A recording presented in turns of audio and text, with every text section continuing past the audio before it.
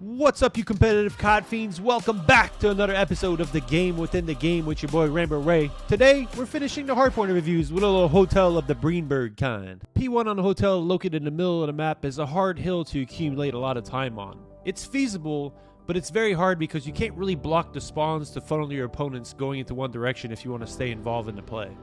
The spawns most conducive to accumulate a lot of time are kitchen spawns. If you spawn kitchen, typically your enemies will spawn P2 and bed, which gives you the best opportunity to funnel them into choke points that are predictable to stop them from coming to break into the hill. But on the flip side, I wouldn't consider it necessarily a bad thing to be spawning P2. There's a lot of different angles you can take your opponents off hill, and the P2 spawns are much more important towards the end to be able to accumulate a lot of time on the money hill coming up. A typical break-off on Hotel will have the team spawning back pool accumulate time early and the team spawning back P2 try and break in from multiple angles to try and break into the hill. Once the hill is underway and the kill starts happening, it's really important to pay attention to the kitchen spawn.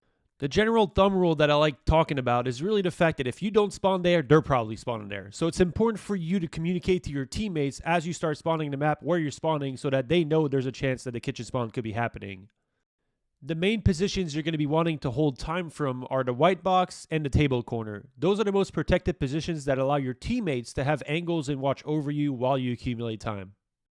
Because of how hard it is to accumulate time while holding the P2 spawns, towards the end of P1 I consider it more important to try and achieve those P2 spawns. And the best way to achieve the P2 spawns is to be rotating first. There's not really a general time clock for this, but typically around 20 seconds and being okay to give your enemies a little scrap time works best.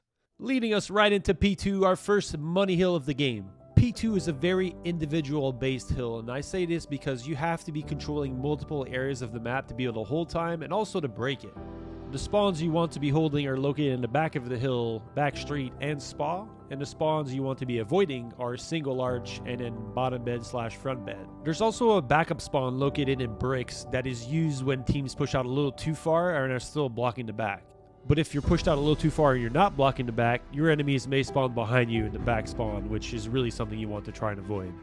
As we just discussed, it's important to be the first to rotate to P2. The main reason for that is because the P2 area spawn during P1 is protectable, and you can give yourself more chances to win a rotation by holding this area first. There's also a lot of deep corners and angles that make it very unpredictable and hard for your opponent to kill you during the rotation. The ideal setup for P2 is to control the three main choke points that lead to the hill: the satellite, the main lobby, and the double desks. It's really important to play the outer edges of the map passively. This will allow you to buy time for your team to help you out once you know where the push is coming from. The main positions the hill players should be playing from are behind the outer walls of the main staircase. If your form is on point, you should be able to snake your opponents to the graveyard coming through these choke points that lead to the hill.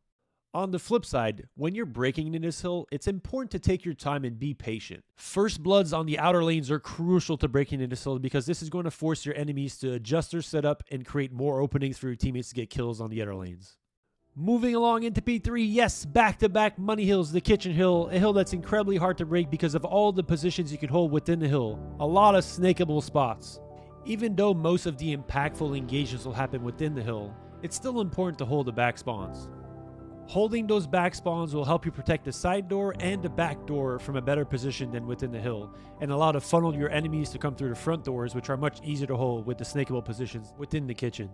In the rotation portion of the game from P2 to P3, you want to be trying to get those diner side spawns so that you can get to P3 first.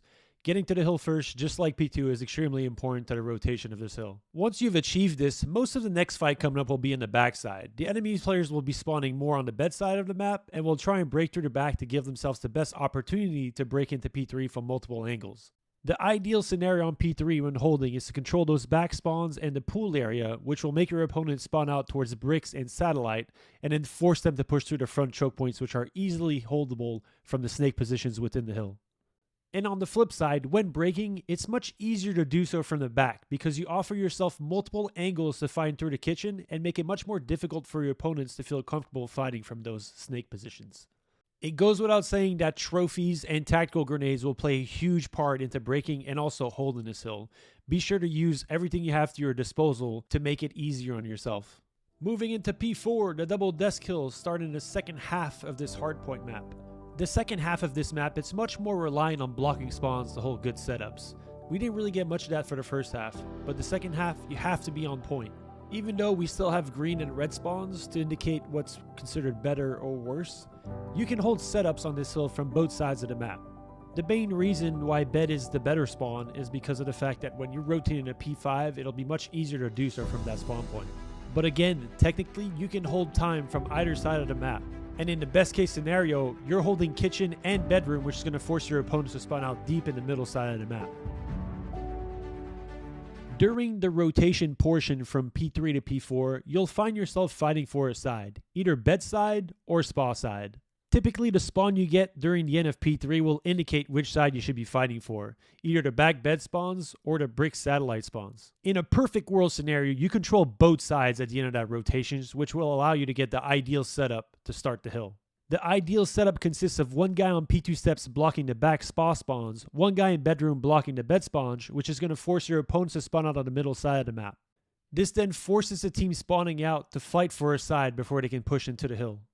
In most cases, you won't be able to get the ideal setup. Most of the time, you'll spawn bed as your enemy spawns spa and vice versa. It's important to try and control mid-map. Mid-desk and mid-lane will give you the best angles to cut your enemies as they cross into the hill from their respective spawns. The best position to hold the hill from is having an AR player hold a D2 desk. This position is just like most of the positions on this map when holding a hill is very snakeable. Time to head into our next money hill, P5, the Diner Hill. Oh my goodness, look at all those snakes. The Diner Hill in my eyes is the most important and impactful hill on this entire map. It can set you up for a comeback, or it can set you up to basically take a lead that's insurmountable because the spawn points at which you're going to control for this hill are the same spawns you want to control for the next two hills, which is the kitchen spawns. It's important to note that even though the kitchen spawns are ideally the spawns you get, you can control some time and a good setup from either side. Another important note, those orange spawns located in the middle B-con will be important to block. If you don't do so, your opponents can spawn on them at any point. Similar to other hardpoints on the map, you want to be the first to rotate to Diner. Because of the multiple positions to hold around the new hill, it makes it very difficult for your opponents to predict where you're going to be located and makes it much easier on you to get kills. In a perfect world, if you can get the kitchen to get full control of the areas around the hill, this will allow you to get the best ideal setup potential when the hill drops. But in this scenario, Toronto does a really good job of understanding that there's potential fights coming up front, so they play more closer as a team, get the first wave of kills, and then get full map control. The ideal setup when controlling the Diner Hill is to force your enemies to spawn out on the P2 side of the map. To do so, you're going to want to have a guy block kitchen, a guy in the middle side of the map going through double arch, which is also going to block the middle spawns, and this will funnel your opponent's push through the front side of the hill. If you're in the worst case scenario spawning out P2 side and trying to break the hill, I strongly recommend putting some effort into breaking the middle part of the map and potentially flanking kitchen to give yourself a better chance to break the hill from multiple fronts, but also give yourself a chance to flip those spawns out so that in the worst case scenario where you don't break the hill, you give yourselves a better chance of getting spawns for the next hill. Let's finish it off with P6, another back-to-back money hill, but this money hill is actually chainable with the last one, as the spawn points you want to hold for P5 being kitchen are the exact same spawn points you want to control for the Platt hill. The spawn points for this hill are probably the easiest to understand in the entire game. You're either going to spawn kitchen or you're going to spawn double desk, with the occasional middle spawns if a team pushes out too far up front. But just like we said during the Diner Hill, those kitchen spawns are going to be crucial to accumulating time on this P6. Not only do you want to control them, but you need a player surrounding that area to block them as the hill goes on, or your opponents may spawn there. Since the spawn point you're trying to get for P6 is more or less the same you're trying to get during P5, it being kitchen, the rotational fights will happen very similar as they were on the P5 Diner Hill to force your enemies to spawn out P2 after you get the kitchen control. Once you've won the rotation and you're set up to hold time on P6, the best spot to hold the hills are near the little planter boxes. These positions are protected from the Platt push and allow your teammates that are spawning kitchen and back kitchen to get crosses and angles covering you. And in an ideal situation, the perfect setup would consist of one player on time, one player blocking kitchen, and the other two players really focusing the mid part of the map and covering the cross from the double death spawn to bedroom. A small tip that can help you hold this hill longer is if you're a submachine gun player and spawn kitchen in a situation where your opponents are getting bed control, switching to an AR off your kitchen spawn and going to back kitchen will give you a better chance to protect your player on the hill. Lastly, on the flip side of things, if you're in a position where you have to break this hill, especially in the earlier parts of the hill, I strongly recommend sending one or two players to try and block kitchen spawns. This will flip the map out and give you a better chance to break the time and actually accumulate time once you've broken it. If you just push through the front, you give yourself little to no chance to break into the hill, and even if you do so, your opponent still spawn in kitchen, which doesn't really give you a chance to hold the hill.